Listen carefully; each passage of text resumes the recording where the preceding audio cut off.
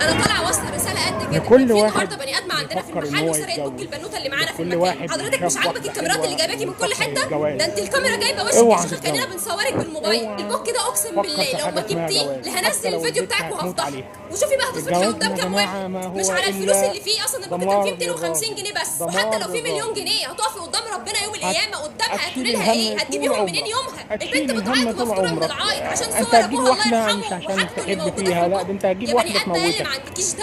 ده انا اوعى قلت لو اللي واحدة عندي. انت لو ما عجبتك جبتيش البوك او بعت تقولي لنا اي خلاص انا حد عاوز اتجوز بالحاجات اللي وتموت فيه على الجواز. هنزل ده الفيديو نزق بتاعك لكل وهفضحك. الشباب. مش فاهمه ايه والله البجاحه دي لما هيدمرك. تبقى الكاميرات في كل حته شغل حواليك. البنات ده وانت هيدمرك. حراميه. البنت تلاقيها ابو ماشية عادي لابسة حلوة الهتش جوه ولابسة زي ما انتم شايفين كده البنت الهيتم شو مثلا توقفوا هتعجبك.